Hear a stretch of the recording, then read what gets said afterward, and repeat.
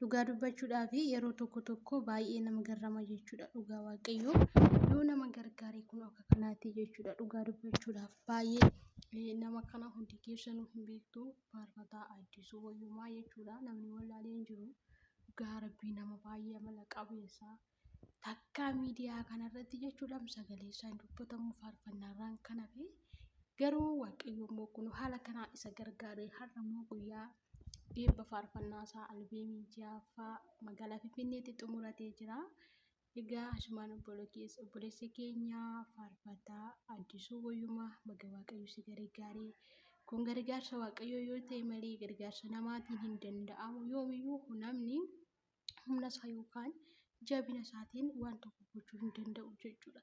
Kanaafuu waaqayyo yoo nama gargaaree qofa yoo ayyaanni waaqayyoo namaa baay'ate qofa akkasuma ijji hafuuraa yoo namaaf baname qofa jechuudha. Kana gochuuni na obboleessa keenya baay'ee si jaallanna baay'ee si kabajna dhugaa faarfattoota baay'ee fakkeenya kan taatu ati ani dhugaa dubbachuuf xiqqummaadhuma koorraa kaaseen jechuudhaan faarfannaa nama kanaa kanan beeku baay'inaani waaqayyo isaan haa eebbisu faarfannaa isaaniitti dhaloota baay'een itti boqotu dhaloota baay'een itti hiikamu.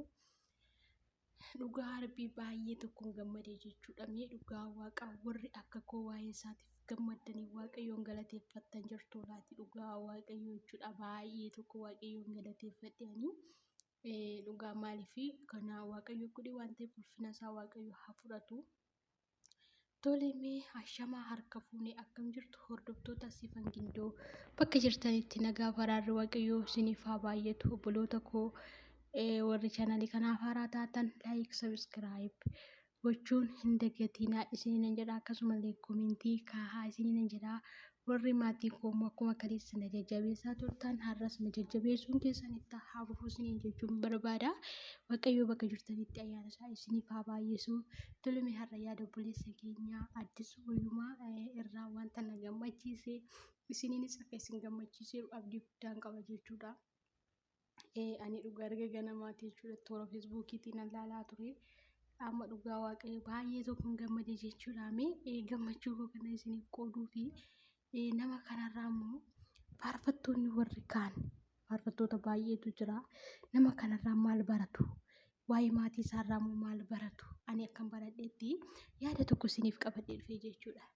Egaa faarfataa Addisuu Wayyumaa akkuma nama tokkooti nama tokko hin faarfataa ayyaanni waaqayyoo irra jira simboo waaqayyoo irra jira dhugaa dubbachuudhaa fi faarfannaa namicha kanaatiin hidhaa namoota baay'ee hiikkateera gaaffii namoota baay'ee deebii argateera seenaan dhaloota baay'ee jijjiirameera dhugaa waaqayyooti gaafa faarfannaa isaa dhaggeeffatanii afurri namaa baay'ee boqonnaa argata jechuudha. Dhugaa dubbachuuf baay'ee jechuudha beektu baay'een keessanii faarfannaa anamma dhugaa waaqayyoo dubbachuuf baay'inaan faarfannaa isaan filadha jechuudha. Yeroo baay'ee faarfannaa isaa iddoo hundatti gaafa gammaddee gaafa gadditee gaafa dadhabdee humna ittiin argachuuf faarfannaa isaa wantoota akkasii of keessaa qaba jechuudha. Kanaaf faarfannaa isaa baay'een jaalladha jechuudha.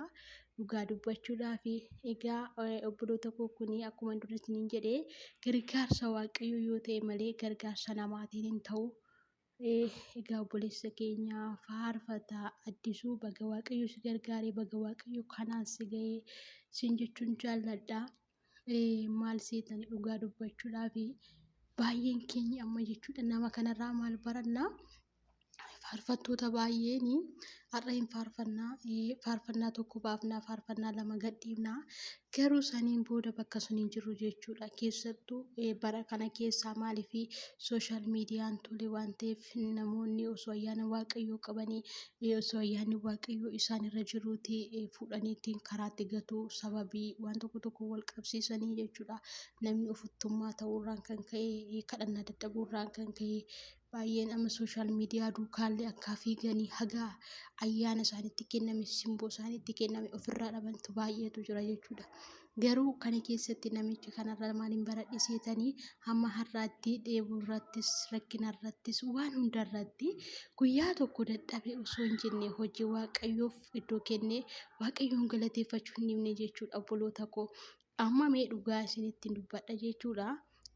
Ani amma jireenya koo keessatti ofuma koorraa yoon kaase jechuudha. Egaa baay'ee dhugaa waaqayyooti waan nama gammachiisudha jechuudha.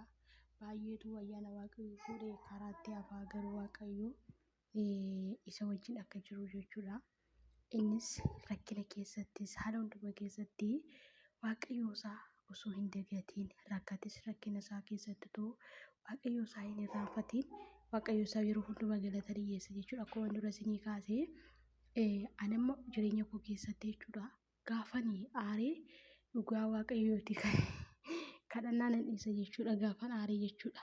Booda kanan dhiise malee duratti gaafan aaree soo dhugaa waaqayyoo dubbachuuf kadhannaa nan dhiisa jechuudha. Maaliif bakka waaqatu akkasuma godheen jedha yeroo baay'ee jechuudha. Amma namoota baay'eetu akkasii ana qofa osoo hin taane jechuudha. Gaafa dadhaban, gaafa beela'an, gaafa rakkatan waaqayyoon wanni jedhu kadhatu. Gaafa immoo jechuudha. Har'a waan xiqqoo ishimmoo nutti tolee rakkina kaleessaa keessaa gaafa baane immoo jechuudha. Waaqayyoo waan biraatii miti gaafa marrafnuyyuu gaafa kaanuyyuu jechuudha. Si haa galatu yaa waaqayyoo kan nagaan na bulchite nagaan na bulchiteyyuu hammi jennu baay'eetu jira jechuudha. Dhugaa dubbachuuf inni kuni akkasidha jechuudha. Garuu nama kanarraa maal barraa rakkina keessattis waan hundumaa keessatti namni kuni guyyaa tokko nuuf dadhabe osoo hin jenne baadiyyoota garaagaraa deemee jechuudha kan inni tajaajilaa tureeru. Guyyaa tokko nuuf dadhabe osoo hin jenne jechuudha. Kan isaanii haga har'aatti waaqayyo isaanii galateeffatan jechuudha. Dhugaa fakkeenya guddaa namaaf ta'u waaqayyo bara isaanii jireenya isaanii haa eebbisu. Kanuma caalallee waaqayyo ayyaanni isaa kanuma caala isaaniif haa baay'atu. Kennaa argataniif miti yeroo baay'ee kan faarfatanii kan waan garaagaraa raajanii waan barbaade godhan jechuudha. Kennaa argatanii osoo hin taane hubannaa fi ogummaa yoo qabaatan jechuudha. Amma baay'een keenya arraanyu baay'eetu jira, faarfannu baay'eetu jira. Garuu faarfachuuf raajuun baay'ee salphaadha. Inni guddaan ayyaana sitti kenname sunii fi dhimma itti bahuuf ogummaa fi hubannaa si barbaachisa. Ayyaana sitti kenname suniif akka ittiin hin miidhamne isa sitti kenname sun dhalootaaf akka ibsituuf akka dhalootaaf ittiin dhaloonni ittiin hiikamaniif gochuu fi waan hojiitti jijjiiruudhaa fi ogummaa fi hubannaa nama barbaachisa jechuudha. Amma ogummaa fi hubannaan hin jirretti akka barbaadetti yoo raajjeyyuu du'aa yoo kaafteyyuu homaa gatii hin qabu jechuudha. Garuu inni guddaan ogummaa fi hubannaa nama barbaachisa. Kadhachuuf ogummaa fi hubannaa nama barbaachisa jechuudha.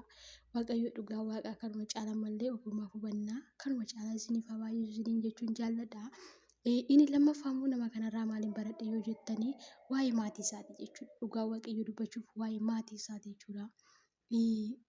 Faarfattoota baay'ee nagarraa raajota baay'ee nagarraa faarfattoota baay'ee yoo laaltanii har'a faarfannaa tokko gadhiifate jennaan boru maatii faana maatii 10 yoo qabaate maatii 5 yoo qabaate poostiin bakka halkanii guyyaa poostiidha. Dhugaa dubbachuudhaaf jechuudha. Haati manaa kophaa ijoolleen kophaa poostiidha jechuudha.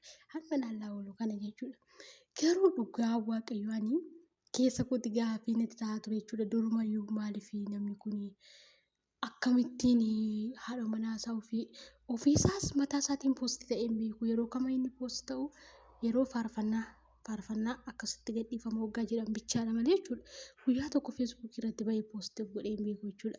Akkasuma maatii isaas poostii hin jiran siruma jechuudha. Dhugaa waaqeffachuudhaa fi inni akkamitti hin fuune moo kanan jedhullee jechuudha. Inni keessa kootti gaaffii natti ta'e jechuudha. Garuu baay'een isaan dinqisiifadha. Dhugaa dubbachuuf baay'ee jechuudha. Otoo dubartoota ishee ammaatii kan mana keessa teessuu miti jechuudha. Inni manaa baanaa nama poostiitti baanaa nama gochaa ooluudha waan ta'eef jechuudha. Garuu kan haadha manaa isaallee baay'ee na ajaa'iba. Waaqayyo ayyaana isheedhaa baay'isee hubannaa fi ogummaa isheedhaa kennee waa'ee sooshaal miidiyaa kan hordofuu dhiisuu isheeyyuu baay'ee nama garramu jechuudha. Dhiirotaaf fakkeenya guddaa ta'u akkasuma shamarraniif fakkeenya guddaa ta'u jechuudha. Kana keessa maaltu jira seetanii jaalalatu jira wal kabajuutu jira jechuudha.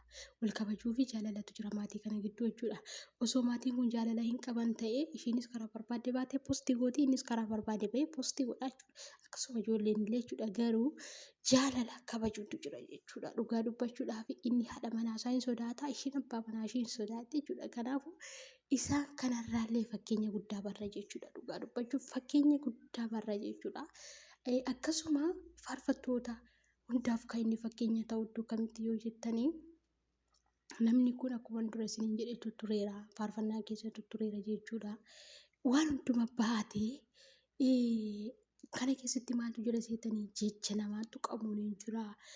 Waa baay'eetu jira dhugaa dubbachuudhaaf waa baay'eetu jira garuu inni waan hunduma danda'ee jecha namaa danda'ee ba'aasatti ulfaate hundumaa danda'ee haala kanaan dhufee sadarkaa kanarra ga'uunsaa waaqayyoo warra kaaniif akka inni fakkeenya ta'u rakkina keessa akkamitti akka darbanii boqonnaatti aara galfitti akka bahanii fakkeenya isaaniif ta'a jechuudha. Baay'een har'a yoo mufatanii bordoo lafa arsaarraan nabamu faarfannaan dhiisu maalli dhiisu kana kanatu jira jechuudha. Akkasuma immoo dhugaa rabbii kan biraa kan na gammachiise jechuudha. Birrii amma kanaa badhaafamuusaa baay'ee tokko natti tole jechuudha. Egaa viidiyoon koorraa kana fakkaata. Amma viidiyoo biraatiin walitti deebinutti obboloota koo turtii gaarii naa qabaadhaa. Dhugaa waaqayyooti baay'ee tokko gammadee jechuudha. Baay'ee tokko gammadee dhugaa rabbii dubbachuudhaaf nu biratti birrii widdii ta'ee warra kaan biratti birrii hirkisiidha. Turtii gaarii qabaadhaa baay'ee.